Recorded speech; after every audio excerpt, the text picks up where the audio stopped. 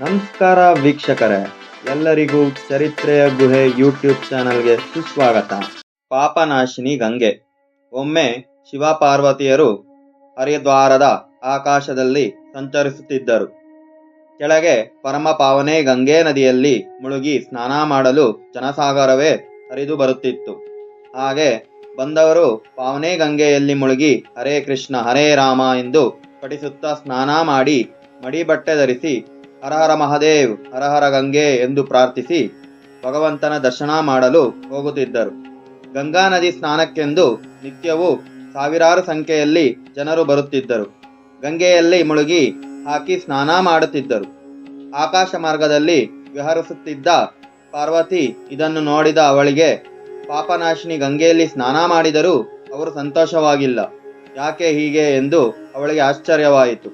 ಅವಳು ಶಿವನಲ್ಲಿ ಕೇಳಿದಳು, ಸ್ವಾಮಿ, ಜನರು ಪವಿತ್ರ ಗಂಗೆಯಲ್ಲಿ ಎಷ್ಟು ಸಲ ಸ್ನಾನ ಮಾಡಿದರೂ ಆ ಜನರ ದುಃಖ ಮತ್ತು ಪಾಪ ಏಕೆ ನಾಶವಾಗುತ್ತಿಲ್ಲ? ಇವರ ಪಾಪಗಳನ್ನು ನಾಶಪಡಿಸುವ ಶಕ್ತಿ ಗಂಗೆಯಲ್ಲಿ ಇಲ್ಲವೇ ಎಂದು ಕೇಳಿದಳು. ಶಿವನು, ಪಾರ್ವತಿ, ಈ ಪ್ರಶ್ನೆಗೆ ದೇವಿ, ಗಂಗೆಗೆ ಜನಗಳ ಪಾಪ ತೊಳೆಯುವ ಸಾಮರ್ಥ್ಯವಿದೆ. ಆದರೆ ಈ ಜನರು ಪವಿತ್ರ ಗಂಗೆಯಲ್ಲಿ ಸ್ನಾನ ಮಾಡದೆ ಬರೀ ನೀರಿನಲ್ಲಿ ಮುಳುಗೇಳುತ್ತಿದ್ದಾರೆ. ಹೀಗಿರುವಾಗ ಪಾಪ ಹೇಗೆ ನಾಶವಾಗುತ್ತದೆ ಎಂದು ಹೇಳಿದನು. ಇನ್ನೂ ಆಶ್ಚರ್ಯಕ್ಕೆ ಒಳಗಾದ ಅವಳು, ಸ್ವಾಮಿ, ಅವರೆಲ್ಲ ಗಂಗೆಯಲ್ಲಿ ಸ್ನಾನ ಮಾಡುತ್ತಿದ್ದಾರೆ ಎನ್ನುವುದಕ್ಕೆ ಅವರ ಶರೀರದ ಮೇಲೆ ಇನ್ನೂ ನೀರು ಇಳಿಯುತ್ತಿದೆ ಎಂದಳು. ದೇವಿ, ಅವರು ಗಂಗೆಯಲ್ಲಿ ಸ್ನಾನ ಮಾಡುತ್ತಿಲ್ಲ. ಇನ್ನೂ ಆಶ್ಚರ್ಯದಿಂದ ಅದು ಹೇಗೆ ಹೇಳುವಿರಿ ಎಂದಾಗ ಶಿವನು, ದೇವಿ, ನಿನಗೆ ನಾಳೆ ತಿಳಿಸುವೆ ಎಂದನು. ಮರುದಿನ ಪರಮೇಶ್ವರನು ತನ್ನ ಲೀಲೆಯಿಂದ ವೃದ್ಧ ಬ್ರಾಹ್ಮಣನಾದನು. ಮೈಕೈ ನಡಗುತ್ತಿದೆ. ಹಣ್ಣು ಮುದುಕ ಬಂದವನೇ ಗಂಗೆಯಲ್ಲಿ ಸ್ನಾನಕ್ಕೆ ಇಳಿದು ವಾಲಾಡುತ್ತಾ ಎದುರಿಸಿರು ಬಿಡುತ್ತಾ ಎದ್ದು ಬಿದ್ದು ಓಡಾಡುತ್ತಿದ್ದವನು ಒಮ್ಮೆ ನದಿಯ ಒಂದು ಗುಂಡಿ ಜಾಗದಲ್ಲಿ ಬಿದ್ದನು. ಆ ಗುಂಡಿಯಿಂದ ಕಾಲು ಎತ್ತಲು ಅವನಿಂದ ಆಗಲಿಲ್ಲ.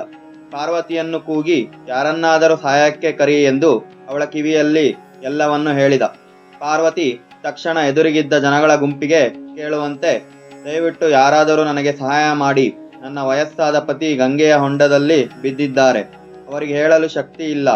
ಮೇಲೆ ಬರಲು ಸಹಾಯ ಮಾಡಿ. ನನಗೂ ವಯಸ್ಸಾಗಿದೆ, ಶಕ್ತಿ ಇಲ್ಲ, ಬನ್ನಿ ಅಪ್ಪ ಎಂದು ಕೂಗಿ ಕರೆದಳು. ಅವಳ ಕೂಗು ಕೇಳಿ ಒಂದಷ್ಟು ಜನ ಧಾವಿಸಿ ಬಂದು ಮುದುಕನನ್ನು ಎತ್ತಿ ತರಲು ಹೊರಟರು. ಆಗ ಪಾರ್ವತಿ ಅವರನ್ನು ತಡೆದು, ನೋಡಿ, ನನ್ನ ಪತಿ ಯಾವುದೇ ಪಾಪ ಕಾರ್ಯ ಮಾಡದ ಮಹಾಪುಣ್ಯವಂತನಾಗಿದ್ದಾನೆ. ಅವರನ್ನು ಮುಟ್ಟುವವರು ಪಾಪಹಿತರಾಗಿರಬೇಕು, ಇಲ್ಲದಿದ್ದರೆ ಅವರನ್ನು ಮುಟ್ಟುತ್ತಲೇ ಭಸ್ಮರಾಗುವರು ಎಂದಾಗ ಬಂದ ಜನ ಹೆದರಿ ಹಿಂದೆ ಸರಿದರು. ಏಕೆಂದರೆ ಅವರ್ಯಾರಿಗೂ ಸಾಯಲು ಇಷ್ಟವಿರಲಿಲ್ಲ. ಶಿವ ಪಾರ್ವತಿಗೆ ಹೇಳಿದ, ನೋಡಿದೆಯಾ ದೇವಿ, ಯಾರೊಬ್ಬರ ಮೇಲೆ ಎತ್ತಲು ಬರಲಿಲ್ಲ. ಅವರಲ್ಲಿ ಒಬ್ಬನಿಗಾದರೂ ಗಂಗೆ ಪಾಪನಾಶಿನಿ ಎಂಬ ನಂಬಿಕೆ ಇರಲಿಲ್ಲ. ನಂಬಿಕೆ ಇದ್ದವರ ನನ್ನನ್ನು ಮೇಲೆತ್ತಲು ಬಂದರೆ ಎನ್ನುತ್ತಿದ್ದಂತೆ ಒಬ್ಬ ಯುವಕ ಮುದುಕನನ್ನು ಮೇಲೆತ್ತಲು ಬಂದಾಗ ಪಾರ್ವತಿ ಅವನನ್ನು ತಡೆದು ಆತನಿಗೂ ನಿಬಂಧನೆ ಹೇಳಿದಳು. ಆದರೆ ಯುವಕ ದೃಢನಿಶ್ಚಯದಿಂದ ಪಾರ್ವತಿಗೆ ಹೇಳಿದ, ಅಮ್ಮ, ನಾನು ಪಾಪ ಕಾರ್ಯ ಮಾಡಿರುವೆ ಎಂಬ ಸಂದೇಹ ನಿಮಗೆ ಬಂದಿದೆ. ನಾನು ಅರಿವಿದ್ದು ಅರಿವೇ ಇಲ್ಲದೆ ಪಾಪ ಕಾರ್ಯ ಮಾಡಿದ್ದೇನೆ.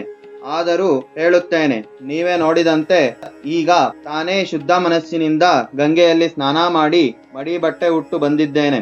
ಇಂಥ ಪವಿತ್ರ ಪಾಪನಾಶಿನಿ ಗಂಗೆಯಲ್ಲಿ ಮುಳುಗಿ ಸ್ನಾನ ಮಾಡಿದ ಮೇಲೆ ಇನ್ನು ನನ್ನ ಪಾಪ ಕರ್ಮಗಳು ಉಳಿಯಲು ಹೇಗೆ ಸಾಧ್ಯ?